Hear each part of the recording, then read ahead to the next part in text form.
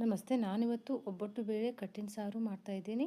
ಅದಕ್ಕೆ ಬೇಕಾಗಿರುವ ಸಾಮಗ್ರಿಗಳು: ನಾನಿಲ್ಲಿ ಕಡಲೆಬೇಳೆನ ತೊಳೆದು ಇಟ್ಕೊಂಡಿದ್ದೀನಿ. ನಾನು ಒಬ್ಬಟ್ಟು ಕೂಡ ಮಾಡೋದ್ರಿಂದ ಸಾಂಬಾರು ಬೌಲೇ 1 ಕಪ್ಪಿನಷ್ಟು ಕಡಲೆಬೇಳೆನ ತೊಗೊಂಡಿದ್ದೀನಿ. ನೀವು ಕಟ್ಟಿನ ಸಾರು ಮಾತ್ರ ಮಾಡೋರಿದ್ರೆ 1/4 ಕಪ್ಪಿನಷ್ಟು ಕಡಲೆಬೇಳೆನ ತೊಗೋಬೇಕಾಗತ್ತೆ. ಇಲ್ಲಿ ನಾನು ಕುಕ್ಕರಲ್ಲಿ ಇಡ್ತಾಯಿದ್ದೀನಿ ನೀರು ಹಾಕಿ. ಇದನ್ನು 4 ಸೀಟಿಯಿಂದ 5 ಸೀಟಿವರೆಗೂ ಮಾಡ್ಕೋಬೇಕು. ಬೇಳೆ ಚೆನ್ನಾಗಿ ಮೆತ್ತಗೆ ಕುದಿಬೇಕು, ಅಲ್ಲಿ ತನಕ ನೀವು ಕುದಿಸ್ಕೋಬೇಕಾಗತ್ತೆ. ನಾನಿಲ್ಲಿ ಒಂದು 5 ಸೀಟಿನ ಮಾಡ್ಕೊಂಡಿದ್ದೀನಿ ಕಡಲೆಬೇಳೆನ.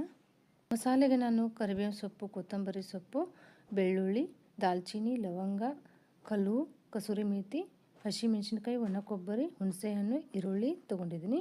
ಇಲ್ಲಿ ಒಗ್ಗರಣೆಗೆ ಸಾಸಿವೆ, ಜೀರಿಗೆ, ಅರಿಶಿನ ಪೌಡರ್, ಎಣ್ಣೆ ತೊಗೊಂಡಿದ್ದೀನಿ ಮತ್ತು ರುಚಿಗೆ ತಕ್ಕಷ್ಟು ಉಪ್ಪು. ಮೊದಲಿಗೆ ಮಸಾಲೆಗಳೆಲ್ಲ ಫ್ರೈ ಮಾಡ್ಕೋಬೇಕಾಗತ್ತೆ. ಪ್ಯಾನ್ಗೆ ನಾನು ಸ್ವಲ್ಪ ಎಣ್ಣೆ ಹಾಕಿ ಕಟ್ ಮಾಡ್ಕೊಂಡಿರುವಂಥ ಈರುಳ್ಳಿ ಹಾಕಿ ಚೆನ್ನಾಗಿ ಫ್ರೈ ಮಾಡ್ಕೋಬೇಕು. ಎಣ್ಣೆನ ಸ್ವಲ್ಪ ಫ್ರೈ ಮಾಡುವಷ್ಟು ಮಾತ್ರ ಹಾಕ್ಕೊಳ್ಳಿ. ಇಲ್ಲಿ ಸ್ವಲ್ಪ ಎಣ್ಣೆ ನಂದು ಜಾಸ್ತಿನೇ ಆಗಿಬಿಡ್ತು. ನೋಡ್ಕೊಂಡು ಹಾಕ್ಕೊಳ್ಳಿ ಎಣ್ಣೆನ. ಇದು ಗೋಲ್ಡನ್ ಬ್ರೌನ್ ಬರಬೇಕು ಈರುಳ್ಳಿ, ಅಲ್ಲಿ ತನಕ ನೀವು ಫ್ರೈ ಮಾಡ್ಕೋಬೇಕಾಗತ್ತೆ. ನೋಡಿ, ಇಷ್ಟು ಬಂದರೆ ಸಾಕು. ನಾನು ಇದನ್ನು ಡೈರೆಕ್ಟ್ ಮಿಕ್ಸಿಗೆ ಹಾಕಿದ್ದೀನಿ. ನೀವು ಬೇಕಿದ್ರೆ ಪ್ಲೇಟಿಗೆ ಹಾಕೋಬಹುದು. ಇಲ್ಲಿ ನಾನು ದಾಲ್ಚಿನ್ನಿ, ಕಲ್ಲುವು ಮತ್ತು ಲವಂಗನ ಹಾಕಿ ಫ್ರೈ ಮಾಡ್ತಾಯಿದ್ದೀನಿ. ದಾಲ್ಚಿನ್ನಿ, ಲವಂಗ ಸ್ವಲ್ಪ ಫ್ರೈ ಆದ ನಂತರ ಕಸೂರಿ ಮೇಥಿನ ಹಾಕ್ತಾಯಿದ್ದೀನಿ. ಕಸೂರಿ ಮೇಥಿನ ಜಾಸ್ತಿ ಹೊತ್ತು ಫ್ರೈ ಮಾಡ್ಕೋಬೇಡಿ, ಇಲ್ಲಾಂದರೆ ಹೊತ್ತತ್ತೆ. ನಂತರ ಇದಕ್ಕೆ ಒಣ ಕೊಬ್ಬರಿ ಹಾಕಿ ಇದು ಕೂಡ ಸ್ವಲ್ಪ ಗೋಲ್ಡನ್ ಬ್ರೌನ್ ಬರೋವರೆಗೂ ನೀವು ಫ್ರೈ ಮಾಡ್ಕೋಬೇಕಾಗತ್ತೆ. ಇನ್ನು ಯಾರೆಲ್ಲ ನನ್ನ ಚಾನಲ್ಗೆ ಸಬ್ಸ್ಕ್ರೈಬ್ ಮಾಡದೆ ನೋಡ್ತಾ ಇದ್ದಾರಾ, ಪ್ಲೀಸ್ ನನ್ನ ಚಾನಲ್ಗೆ ಸಬ್ಸ್ಕ್ರೈಬ್ ಮಾಡಿ, ಲೈಕ್ ಮಾಡಿ, ಶೇರ್ ಮಾಡಿ. ಒಣ ಕೊಬ್ಬರಿ ಕೂಡ ಫ್ರೈ ಆಗಿದೆ. ಈ ರೀತಿ ನೀವು ಗೋಲ್ಡನ್ ಬ್ರೌನ್ ಬರೋ ತನಕ ಫ್ರೈ ಮಾಡಿಕೊಂಡ್ರೆ ಸಾಕು. ಈಗ ಇದನ್ನು ನಾನು ತೆಗೆದು ಬಿಡ್ತೀನಿ. ಮತ್ತು ಪ್ಯಾನ್ಗೆ ಸ್ವಲ್ಪ ಎಣ್ಣೆ ಹಾಕಿ ಕರಿಬೇವಿನ ಸೊಪ್ಪು ಮತ್ತು ಹಸಿಮೆಣಸಿನ್ಕಾಯಿನ ಚೆನ್ನಾಗಿ ಫ್ರೈ ಮಾಡ್ಕೊಳ್ಳಿ.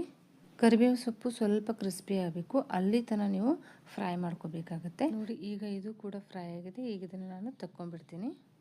ಮಸಾಲೆನ ಒಂದು 10 ನಿಮಿಷ ಪೂರ್ತಿಯಾಗಿ ತಣ್ಣಗಾಗಲಿಕ್ಕೆ ಬಿಡಬೇಕು. ಈಗ ಕಡಲೆಬೇಳೆ ಕೂಡ ಚೆನ್ನಾಗಿ ಕುದ್ದಿದೆ. ನೋಡಿ, ಈ ರೀತಿ ಕಡಲೆಬೇಳೆ ಚೆನ್ನಾಗಿ ಕುದಿಬೇಕು, ಅಂದ್ರೆ ಒಬ್ಬಟ್ಟು ಹೂರಣ ಚೆನ್ನಾಗಿ ಬರುತ್ತೆ. ಇಲ್ಲಾಂದರೆ ಕಡಲೆಬೇಳೆ ಸ್ವಲ್ಪ ಬಿರ್ಸಿದ್ರೂ ಕೂಡ ಒಬ್ಬಟ್ಟು ಮಾಡ್ಕೊಳ್ಳುವಾಗ ಒಬ್ಬಟ್ಟು ಕಟ್ಟಾಗುತ್ತೆ. ಹೀಗಾಗಿ ಈ ರೀತಿ ಮೆತ್ತಗೆ ನೋಡಿಕೊಂಡು ಕಡಲೆಬೇಳೆನ ಕುದಿಸ್ಕೊಂಬಿಡಿ. ಈಗ ನಾನು ಕಟ್ಟಿನ ಸಾರು ಮಾಡಲಿಕ್ಕೆ ಇದರಿಂದ ಕಟ್ಟು ಮಾತ್ರ ತಗೋತೀನಿ. ನೋಡಿ, ಈ ರೀತಿ ಕಡಲೆಬೇಳೆಯಿಂದ ಕಟ್ಟನ್ನು ಸೋಸ್ಕೊಂಡು ತಗೋಬೇಕಾಗತ್ತೆ. ಮಸಾಲೆ ಕೂಡ ತಣ್ಣಗಾಗಿದೆ. ಇದಕ್ಕೆ ಸ್ವಲ್ಪ ಬೆಳ್ಳುಳ್ಳಿ, ಕೊತ್ತಂಬರಿ ಸೊಪ್ಪು, ಜೀರಿಗೆನ ಹಾಕೋತಾ ಇದ್ದೀನಿ. ಸಾಂಬಾರು ಕುದಿಯುವಾಗ ಹುಣಸೆ ಹಣ್ಣನ್ನು ಸ್ವಲ್ಪ ಹುಳಿ ಹಾಕ್ಕೊಂಡ್ರೆ ಆಗುತ್ತೆ. ಇದನ್ನು ನೀವು ಸ್ವಲ್ಪ ನೀರು ಹಾಕ್ಕೊಂಡು ಮಿಕ್ಸಿ ಮಾಡಿ ನುಣ್ಣಗೆ ಪೇಸ್ಟ್ ಮಾಡ್ಕೋಬೇಕು. ಈ ರೀತಿ ನೋಡಿ. ಈಗ ಒಗ್ಗರಣೆ ಇಟ್ಕೊಂಡ್ಬಿಡೋಣ. ನಾನಿಲ್ಲಿ ಕಡಾಯಿಗೆ ಸ್ವಲ್ಪ ಎಣ್ಣೆ ಹಾಕಿ ಜೀರಿಗೆ, ಸಾಸಿವೆ, ಕರಿಬೇವು ಸೊಪ್ಪನ್ನು ಹಾಕಿ ಮಿಕ್ಸಿ ಮಾಡ್ಕೊಂಡಿರುವಂಥ ಮಸಾಲೆನ ಹಾಕಿ ಎಣ್ಣೆಯಲ್ಲಿ ಒಂದ್ಸರಿ ಚೆನ್ನಾಗಿ ಮಿಕ್ಸ್ ಮಾಡ್ಕೊಳ್ಳಿ. ತುಂಬ ಹೊತ್ತೇನು ಫ್ರೈ ಮಾಡ್ಕೋಬೇಡಿ. ಒಂದ್ಸರಿ ಎಣ್ಣೆಯಲ್ಲಿ ಚೆನ್ನಾಗಿ ಮಿಕ್ಸ್ ಆದರೆ ಸಾಕು. ಸ್ವಲ್ಪ ಅರಿಶಿನ ಪೌಡರ್ ಹಾಕ್ಕೊಂಡು ಚೆನ್ನಾಗಿ ಮಿಕ್ಸ್ ಮಾಡ್ಕೊಂಬಿಡಿ. ಕಡಲೆಬೇಳೆ ಕಟ್ಟಿರುತ್ತಲ್ಲ ಅದನ್ನು ಹಾಕ್ಕೊಂಡು ಕನ್ಸಿಸ್ಟೆನ್ಸಿ ನೋಡಿ ನೀರು ಹಾಕ್ಕೊಳ್ಳಿ. ತುಂಬ ಗಟ್ಟಿ ಬೇಕು ಅನ್ನೋರು ಸ್ವಲ್ಪ ನೀರು ಹಾಕ್ಕೊಳ್ಳಿ.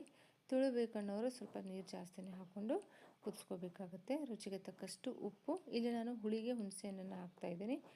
ನಾನು ಡೈರೆಕ್ಟಾಗಿ ಹುಣಸೆ ಹಣ್ಣನ್ನು ಹಾಕ್ತಾಯಿದ್ದೀನಿ. ನೀವು ಬೇಕಿದ್ರೆ ಹುಣಸೆ ಹಣ್ಣಿನ ರಸ ಕೂಡ ಹಾಕ್ಬೋದು. ಇದು ಹೂರಣ, ಒಬ್ಬಟ್ಟಿನ ಹೂರಣ. ಇದು ನೀವು ಬೆಲ್ಲನ ಸ್ಕಿಪ್ ಮಾಡ್ಕೊಂಡು ಈ ರೀತಿ ಒಬ್ಬಟ್ಟಿನ ಹೂರಣನ ಹಾಕಿ ಒಂದ್ಸರಿ ಮಾಡಿ ನೋಡಿ, ತುಂಬಾ ರುಚಿ ಕೊಡುತ್ತೆ. ಇಲ್ಲಿ ಸ್ವಲ್ಪ ಗಟ್ಟಿ ಅನ್ನಿಸ್ತಾ ಇತ್ತು, ಹೀಗಾಗಿ ನಾನಿಲ್ಲಿ ನೀರು ಹಾಕ್ತಾಯಿದ್ದೀನಿ. ಇದು ಸಾಂಬಾರು ತಣ್ಣಗಾದ್ಮೇಲೆ ಗಟ್ಟಿ ಆಗುತ್ತೆ, ಹೀಗಾಗಿ ನೋಡಿಕೊಂಡು ನೀರು ಹಾಕ್ಕೊಳ್ಳಿ. ಹುಣಸೆ ಹಣ್ಣು ಹಾಕಿರೋದ್ರಿಂದ ಹುಳಿ ಬಿಡಬೇಕಲ್ವ, ಹೀಗಾಗಿ ನಾನಿಲ್ಲಿ 2 ಕುದಿ ಕುದಿಸ್ಕೊತಾ ಇದ್ದೀನಿ. ಮೇಲೆ ಸ್ವಲ್ಪ ಕೊತ್ತಂಬರಿ ಸೊಪ್ಪು ಹಾಕ್ಕೊಂಡ್ರೆ ಒಬ್ಬಟ್ಟು ಕಡಲೆಬೇಳೆ ಕಟ್ಟಿನ ಸಾರು ರೆಡಿನೇ ಆಗಿರುತ್ತೆ. ತುಂಬಾ ಚೆನ್ನಾಗಿರುತ್ತೆ. ಒಂದ್ಸರಿ ಟ್ರೈ ಮಾಡಿ ನೋಡಿ.